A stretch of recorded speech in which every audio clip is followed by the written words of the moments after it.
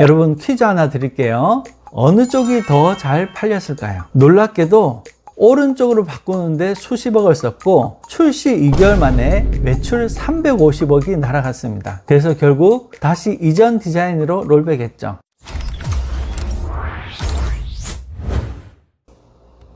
안녕하세요. 브랜딩으로 매출 구조를 바꾸는 브랜더 양희상입니다. 지금 이 영상은 이런 분들을 위한 겁니다. 창업 준비하면서 일단 로고부터 생각 중인 분, 캔바나 미리 캔버스로 로고 뚝딱 만든 소상공인 사장님들, 요즘 유행하는 감성으로 로고 만드시려고 하시는 대표님들, 이 영상 끝까지 보시면 로고 리뉴얼 비용, 간판 교체 비용, 포장 패키지 재제작비 등 총 수백만 원 이상을 아끼실 수 있습니다.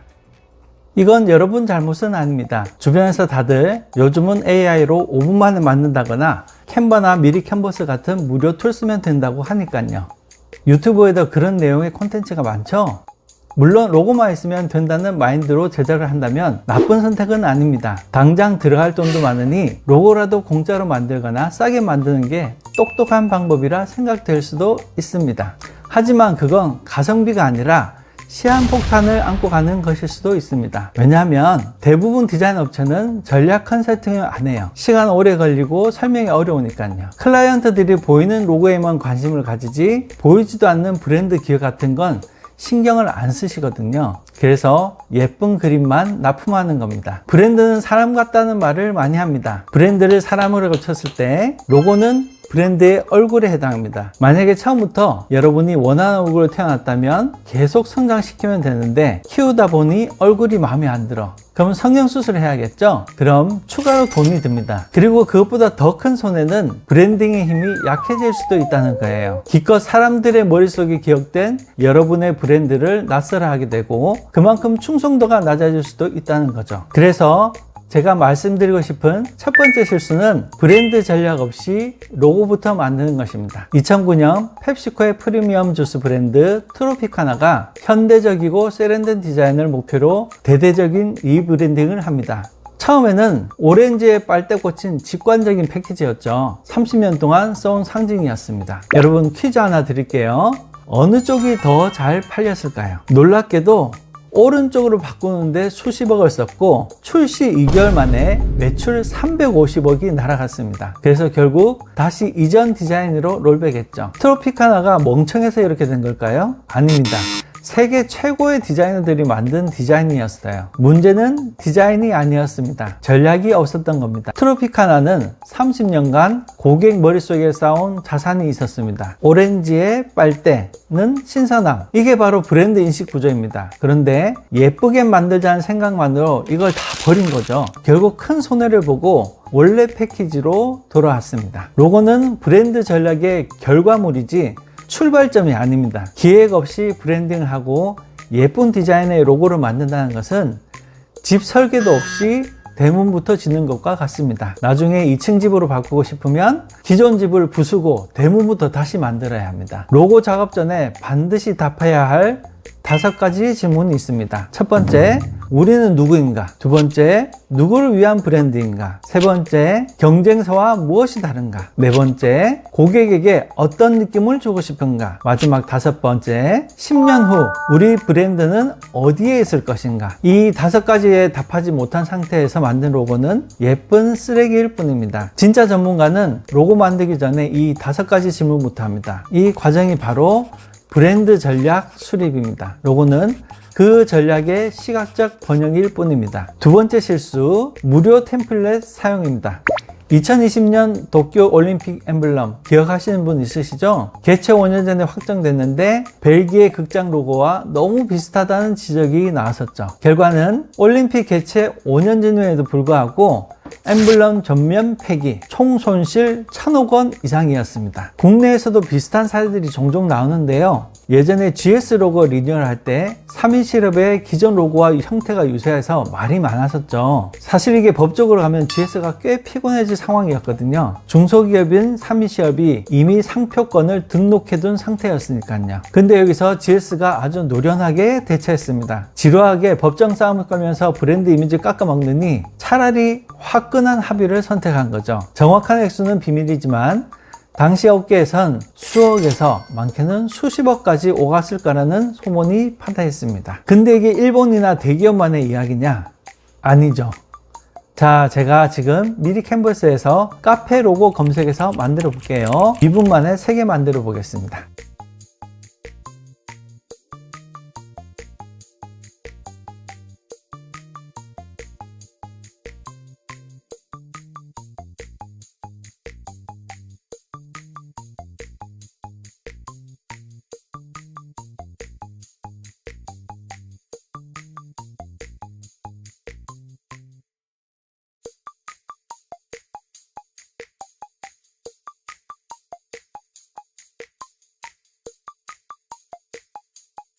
자, 완성입니다. 어디서 많이 본 것 같죠? 문제는 여러분의 경쟁자도 지금 똑같은 사이트에서 똑같은 템플릿을 고르고 있다는 겁니다. 손님들이 우리 가게를 기억 못하는 이유 중 하나는 맛이 없어서가 아니라 로고가 기존의 로고들과 비슷하기 때문입니다.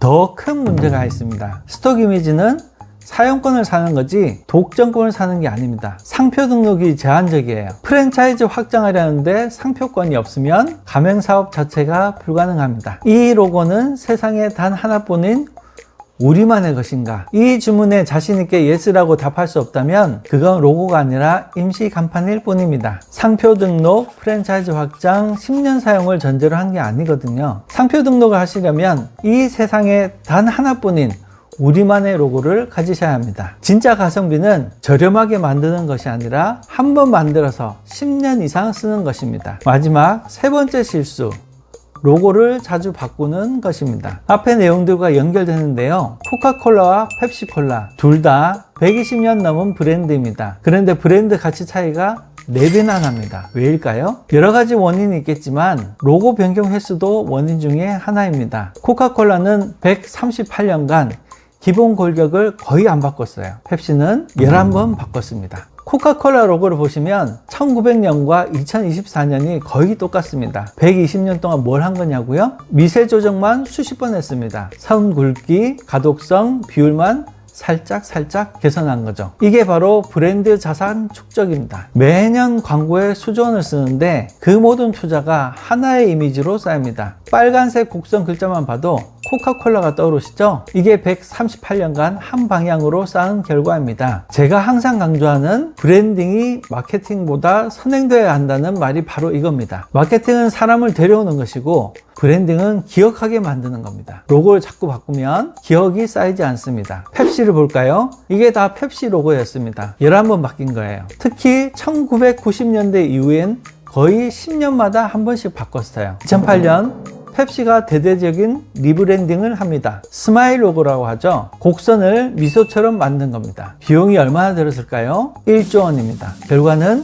시장 점유율이 오히려 떨어졌어요. 왜? 소비자들이 이게 펩시야? 하고 헷갈렸거든요. 로고를 유지하는 건 복리 적금을 드는 것과 같습니다.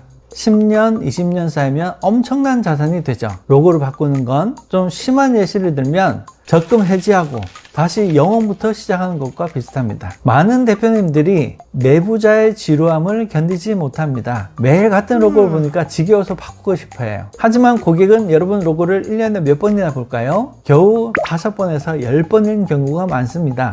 겨우 기억할까 말까 하는데 간판을 새로 바꿔버리면 고객 입장에서는 그냥 새로 생긴 낯선 가게일 뿐입니다. 펩시가 1조 원 들여서 배운 교훈이 뭔지 아세요? 지겨움을 견디는 게 브랜딩이다 입니다. 자, 정리하겠습니다. 로고 만들 때 절대 하면 안 되는 3가지. 첫째, 전략 없이 로고부터 만들기. 둘째, 템플릿 복붙하기. 셋째, 지겨우면 바꾸기. 로고를 새로 만드시거나 리뉴얼 하실 계획이 있으시다면 이 3가지를 주의하시면 좋겠습니다. 제가 지금까지 브랜드 일 하면서 강조해온 철학이 있습니다. 예쁘다고 매출이 나는 게 아닙니다. 고객이 신뢰할 수 있는 얼굴을 만들어야 합니다. 그리고 화장으로 꾸미기 전에 기본기가 먼저 탄탄해야 합니다. 로고는 간판에 붙이는 스티커가 아닙니다. 여러분 브랜드의 얼굴입니다. 사람도 마찬가지잖아요. 성형으로 예쁘게만 만든다고 신뢰받나요? 아니죠. 뼈대가 탄탄하고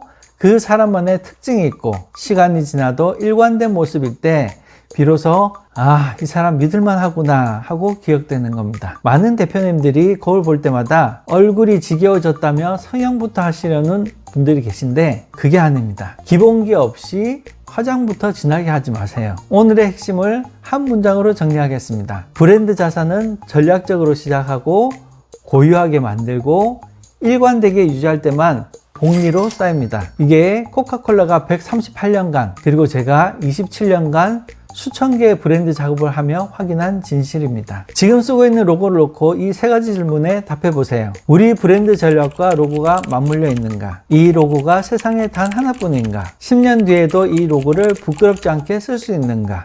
여러분의 브랜드가 10년 뒤에도 사랑받는 이름이 되길 응원합니다. 브랜딩으로 매출 구조를 바꾸는 브랜더 양희상이었습니다.